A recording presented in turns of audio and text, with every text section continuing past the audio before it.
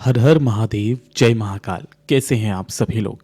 देखिए, पूज्य गुरु जी हमेशा अपनी कथा में विशेष उपाय बताते हैं और कल है रविवार का दिन और यह है पौष मास के महीने का रविवार। जिस रविवार के दिन आप सभी लोगों को काली मिर्च और घी की बिंदी वाला उपाय करना होता है। पूज्य गुरुजी ने कई बार अपनी कथाओं में बताया था।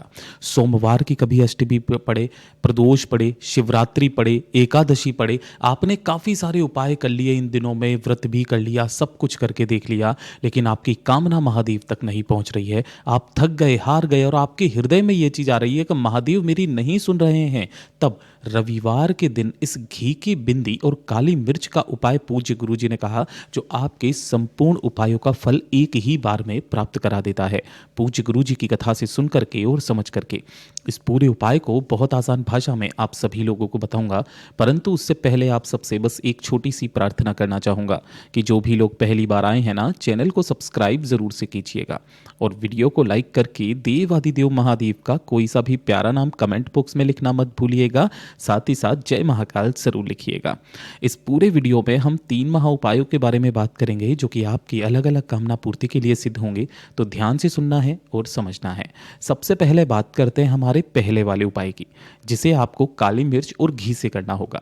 पूज्य गुरुजी ने इस विशेष तौर पर कहा था कि जो भी रविवार का दिन पड़े, तो रविवार के दिन आपको ये उपाय करना है। किस लिए करना है? आपने उपाय काफ़ी सारे किए, आपने व्रत भी किया किसी मनोकामना को पूरा कराने के लिए, किसी मनोवांछित फल की कामना की पूर्ति के लिए आपने काफ़ी सारे त्याग किए, व्रत किए, उपाय किए, सारे नियम भी आपने फॉलो कर लिए, लेकिन फिर भी आपका वो कार्य नहीं बन रहा है।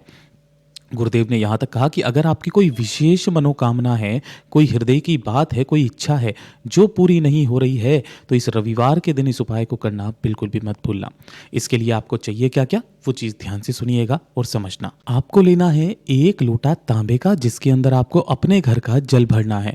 गुरुदेव कई बार कहते हैं, जब आप अपने घर का जल शिवलिंग पर समर्पित करते हैं तो आपके घर के जितने भी दोष होते हैं, जितनी नकारात्मक ऊर्जाएं होती है, वो सारे के सारे दोष, वो सारी ऊर्जाएं समाप्त हो जाती है और पॉजिटिविटी में बदलती है। साथ ही साथ आपको लेना होगा मात्र आधा चम्मच के बराबर घी। अब कोशिश करना जो भी घी मिले वो गाय का घी आप काम मिले, ठीक है ना। गाय का ही घी सबसे ज़्यादा शुद्ध माना जाता है। और इसी के साथ में आपको लेनी होंगी 21 काली मिर्च।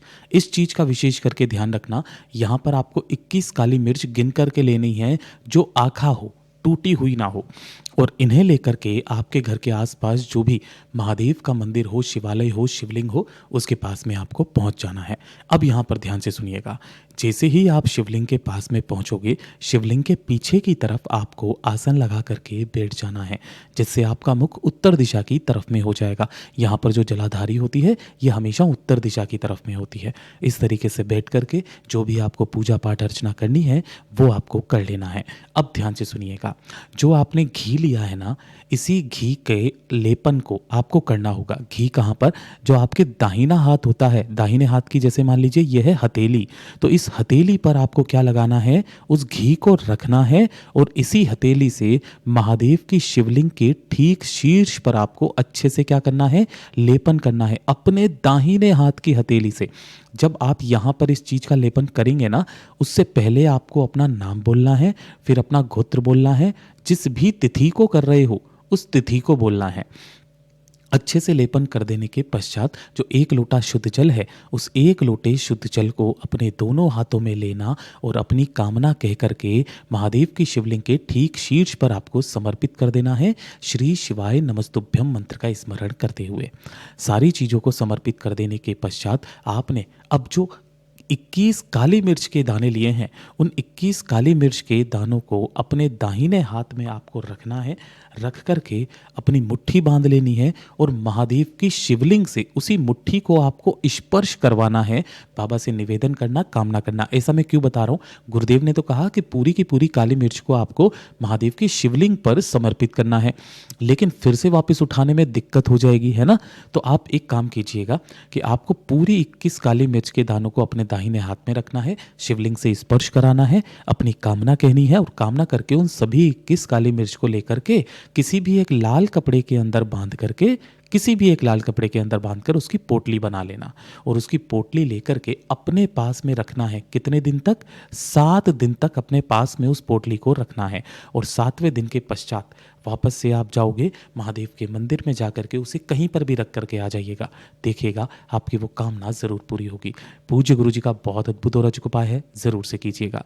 अब बात करते हैं हमारे दूसरे वाले उपाय की, जो हर रविवार के दिन मैं आपको बताता हूँ कि अगर आपके घर में धन और पैसे को लेकर के जीवन में समस्याएं बनी हुई है, कर्ज तक चुकता नहीं हो रहा है, पूज्य गुरु जी ने तो यहाँ तक कहा कि अगर आपके पास किराया तक देने के पैसे नहीं हैं, आप किसी से मदद के लिए फ़ोन करते हो, सामने वाला फ़ोन नहीं उठाता है, तो मात्र एक रविवार इस उपाय को कर लीजिएगा। अगले रविवार से आपके घर में महाराज धन की आवक होना शुरू हो जाएगी। जो व्यक्ति आपका फ़ोन नहीं उठाता, मदद नहीं करता, वो फ़ोन उठाना स्टार्ट कर देगा, आपके आगे पीछे घूमेगा।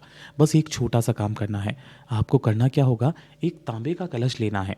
इस तांबे के कलश में अपने घर का जल भर लीजिएगा। इसी के साथ में आपको 4 चीज़ें चाहिए होगी। सबसे पहले आपको लेना होगा एक लाल फूल। अब कोई ज़रूरी नहीं है कि आप इसी तरीके से गुड़हल का फूल लें, जो लाल फूल मिल जाए वो लाल फूल आपको ले लेना है। इसी के साथ में आपको लेना होगा थोड़े से 1 चुटकी चावल। अब काफ़ी सारे वीडियो वाले क्या बताते हैं, 11 21 7 कितने भी ले लो, नहीं, आपको कितने भी ले लेने, 1 चुटकी लेने हैं, कोई संख्या फिक्स नहीं है। और इसी के साथ में आपको 1 गुड़ का टुकड़ा, ये तीसरे नंबर की चीज़ हो गई। चौथे नंबर की चीज़ जो सबसे ज़्यादा विशेष है, इस तरीके से लाल मिर्च आती है ना, सूखी या गीली, उसके अंदर इस तरीके के बीज निकलते हैं। आपको गिन करके ये चाहिए 11 बीज, इनकी संख्या फिक्स है। आपको 11 बीज लेने हैं और अपना नाम और गोत्र बोल करके इन सारी चीज़ों को इसी कलश के अंदर ही आपको डाल देना है ना। डालने के पश्चात रविवार के दिन सूर्य भगवान को आपको इसी जल से अर्घ देना है। लेकिन अर्घ देने का नियम समझ जाइएगा, जब सूरज उदय हो रहा हो तो उसके पश्चात आपको ये जल सूर्य भगवान जी को अर्घ देना है। सुबह स्नान करने के पश्चात अपने शरीर पर कोई सा भी एक सफ़ेद वस्त्र आपको धारण करना है, चाहे सिर पर डाल लीजिए, चाहे अपने कंधों में डाल लीजिए, साफ़ी वगैरह जिसे कहते हैं। दोनों हाथों में जो आपने कलश लिया है, उस कलश को अपने सिर से 8 इंच ऊपर आपको रखना है और आपका मुख और नासिका बिल्कुल सूर्य भगवान के सम्मुख में उच्च स्थल में होनी चाहिए। सूर्य नमस्कार के जो 12 मंत्र आपको स्क्रीन पर दिखाई दे रहे हैं, इन्हीं में से किसी भी एक मंत्र का स्मरण करते हुए, या फिर आपको ये नहीं आता है तो ओम घृणी सूर्याय नमः मंत्र का स्मरण करते हुए संपूर्ण जल से आपको सूर्य भगवान जी को अर्घ दे देना है। काफ़ी सारे भक्त बोलते हैं कि भैया जब इसका जल हमारे पैरों पर गिरता है ना, तो इसका पाप लगता है क्या? तो गुरुदेव ने साफ इस चीज़ को नकार दिया है कि ये वो लोग हैं जो नहीं चाहते हैं कि हिंदू धर्म आगे बढ़े। उन लोगों ने ही कुछ इस तरीके की भ्रांतियाँ फैलाई हुई है। आप उसे आशीर्वाद समझ करके ग्रहण कीजिए। बस इसी तरीके से जब आप इस जल का यहाँ पर अर्घ देते हैं, महाराज आपके जीवन के सारे कष्ट उसी क्षण समाप्त होने लग जाते हैं। पूज्य गुरु जी का बहुत अद्भुत और अचूक उपाय है, ज़रूर कीजिएगा। और ये तीसरे नंबर का उपाय जिसे मैं हाथों हाथ आपको बता देता हूँ, क्योंकि रविवार का दिन है और अगले दिन पड़ रहा है सोमवार का दिन, और इस बार तो सोमवार की विशेष तिथि पड़ रही है, तब आपको ये वाला उपाय करना है।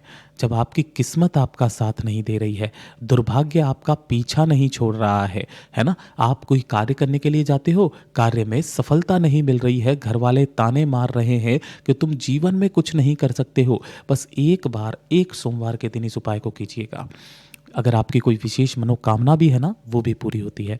आपको 2 घी के दीपक और 1 तेल का दीपक तैयार करना है। तेल चाहे आप सरसों का ले लें या तिल का ले लें, सभी के अंदर आपको गोल बाती लगानी है, ठीक है। तो पहला काम तो आपको ये करना है। दूसरा, आपको 7 लेनी है लौंग, जिसके ऊपर का फूल भी होना चाहिए। 1 चुटकी लेने होंगे काले तिल, जिनकी कोई संख्या फिक्स नहीं है। और साथ ही साथ लक्ष्मी के तौर पर एक सिक्का, चाहे 1 का, 2 का, 5 का, 10 का, इन सभी को लेकर के आपके घर के आसपास जो भी बेलपत्र का पेड़ हो, अगर घर में लगा हुआ है तो बहुत अच्छी बात है, ठीक है। लेकिन जब आप इस बेलपत्र के पेड़ के पास में जाएंगे ना, उससे पहले जो आपने 3 दीपक तैयार किए हैं, इनमें से 1 घी का दीपक अपने घर के मंदिर में अपना नाम, गोत्र और कामना कह करके लगा करके जाना है। इन दोनों दीपकों को साथ में लेकर के जाना है। ध्यान रखना, जला करके नहीं लेकर के जाना, वहीं जला लीजिएगा। जैसे ही आप यहाँ पर पहुँचेंगे तो सबसे पहले आपको अपने दाहिने हाथ के अंदर उन तीनों चीज़ों को जो आपने काले तिल लिए हैं वो, एक सिक्का लिया है वो, और जो लौंग लिया है वो, इन सभी चीज़ों को अपने दाहिने हाथ में रख करके अपने सिर के ऊपर से घड़ी की सुई की दिशा में खुद ही घुमा करके, कितनी बार, 21 बार घुमाकर उसी के नीचे एक छोटा सा गड्ढा खोदना और उसी के अंदर इन सारी चीज़ों को गाड़ देना। गाड़ दोगे, गाड़ देने के पश्चात आपको यहाँ पर आसन लगा करके बैठ जाना है और आपका मुख पेड़ की तरफ में रखना है। अब क्या करना है, जब आप इधर की तरफ में रखोगे तो ये आपका दायां हाथ है यानी कि राइट हैंड है, ये वाला आपका बायां हाथ है यानी कि लेफ्ट हैंड है। तो दाएं हाथ की तरफ आपको एक जो घी का दीपक बचा हुआ है उसे जलाना, और बाएं हाथ की तरफ आपका जो तेल का दीपक है उसे जलाना। यहाँ मैं लिख देता हूँ, इधर तेल का और इधर घी का दीपक जलाना। यहीं बैठ करके महादेव जी का जो मंत्र आपको आता है उस मंत्र का 108 बार जाप करना। सबसे विशेष मंत्र है कौन सा, महामृत्युंजय मंत्र। उस मंत्र का स्मरण करके ढोक देकर अपनी कामना कह करके वापस चले आ जाना। दोनों दीपकों को वहीं पर रखे रहने दीजिएगा, फिर देखिएगा किस्मत आपका किस तरीके से साथ देती है। पूज्य गुरु जी के सभी उपाय बहुत ही ज़्यादा खास और अद्भुत है, ज़रूर कीजिएगा। वीडियो पसंद आए तो लाइक करना, चैनल को सब्सक्राइब ज़रूर कीजिएगा।